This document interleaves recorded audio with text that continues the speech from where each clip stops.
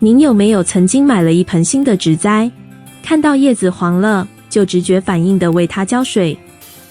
然而，您知道吗？水浇太多，植物的叶子也会萎黄褐变吗？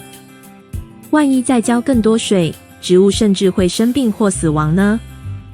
今日来聊聊植物为何黄叶、浇水过多的迹象与解决方法。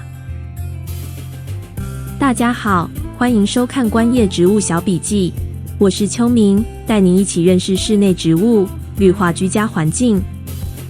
当我们一开始种植室内植物时，常常会给予它们许多关照和养护，不知不觉就给植物们浇很多水。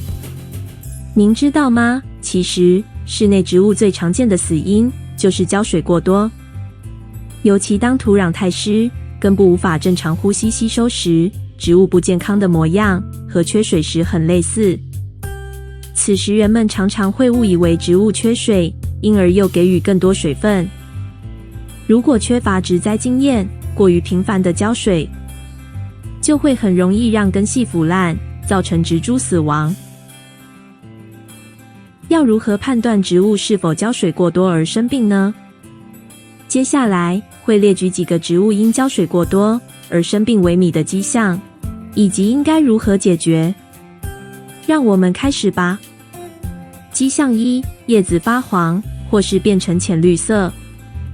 如果发现您的植物叶片变黄或是枯萎，那么在您浇水前，务必要先检查土壤是否仍有水分，是否潮湿。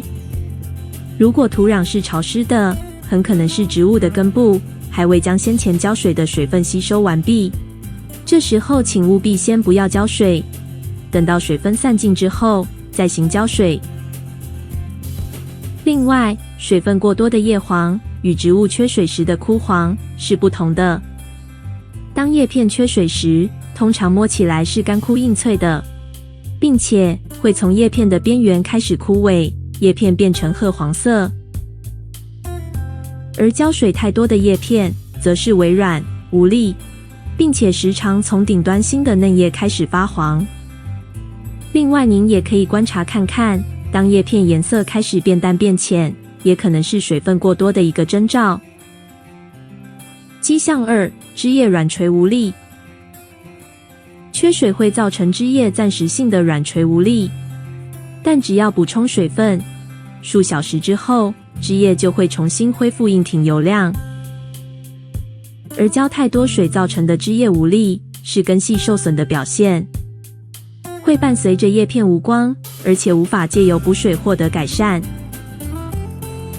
迹象3：生长迟缓。水分过多时，土壤中的空气无法流通，土中的厌氧性微生物数量会增加，分泌出有毒物质，阻碍根部发育，使植物生长缓慢。迹象4：盆土发出异味。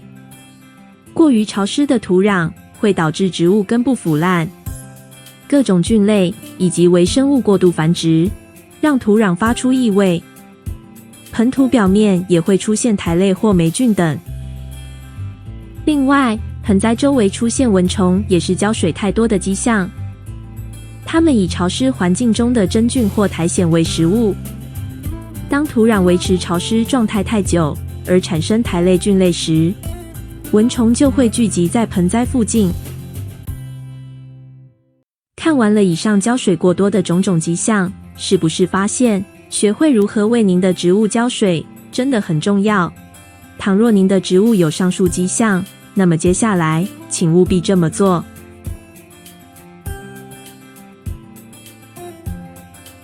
如何拯救浇水过多的植物？当您发现植物因为浇水过多而出现上述现象时，如果尽早发现，停止浇水，让土壤恢复通风、干燥，那么植物就能有机会恢复健康。等到长出新的根系以及叶片之后，就可以重新茂盛起来。为了增加土壤中的空隙，帮助根部呼吸，此时就要让结块的土壤变松。您可以试着拍一拍花盆的侧面，稍微将花盆侧倾，使闭塞的土壤能有空气进去。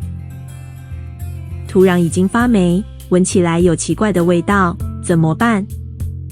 建议您轻柔地将植物取出，检视一下土壤的状况。将土壤轻轻拍落，剪去发霉、生病的根须。腐烂的根则会软黏发黑，闻起来有腐臭的味道，而健康的根应该洁白结实。这时候就要将生病的根须剪除，才能有效避免健康的部分遭到感染。如果修去相当多的根系，应该将植物的茎叶也剪除一部分，以减少水分与养分的消耗。最后，将修剪过后的植物重新种植到干净的花盆与土壤中，让植物慢慢修复。等待一段时日之后，您的植物将会重获生机。恢复期间，植物适合放哪里？由于根系受损，植物运送水分与吸收养分的下降，因此最好将植物搬到通风良好的遮蔽处。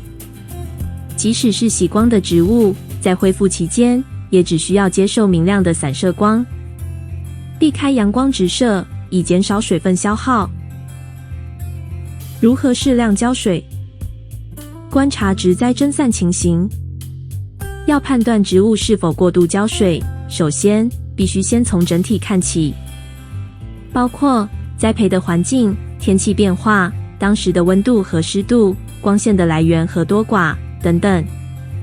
当植物在通风或是湿度较低的环境时，浇水后盆内的土壤介质就可以快速蒸发，那么浇水的频率较高，也不会有太大的问题。但是如果浇水之后，土壤介质没有快速的变干燥，那就代表当时的气候以及环境使得植物根部吸收速度较为缓慢。此时若再浇水，就容易导致根部被闷住，这时候就必须要减少给水。所以浇水过多导致植物萎靡的原因，也可能是因为当下的天候环境没有足够的阳光和通风。一般来说，夏季时植物的蒸散旺盛，给水频率就要增加，而冬季寒冷少光，给水频率就要大幅减少。如果有给予植物适量的水，但没有足够的阳光和通风，盆栽内的土壤介质长时间保持湿度高的状态，对植物来说就是过度浇水。建议您一刚开始可以固定在一个时间点浇水，例如固定在早上浇水，然后观察在一天的时间中盆栽的介质水分蒸发情形。如果盆土干燥得很缓慢，就必须考虑更换到更明亮、更通风的位置，为植物提供足够的光照和通风的环境。盆土变轻、土壤干燥时再浇水。如何判断土壤是否仍有水分呢？您可以将手指伸进盆土中1英寸左右，如果感觉土中仍有湿气，那就代表还不需要浇水。您也可以将盆栽拿起来看看，感受它的重量。倘若盆土还留有许多水分，那么就会重重的。如果盆栽浇完水，很快的又变轻，那就代表植物的吸收蒸散能力良好，并且它所在的环境有充足的光照和通风，使它得以健康成长。另外，选择种植的花盆时，您可以使用具有排水孔洞的透气花盆，如此可以帮助土壤透气，根部不会闷住。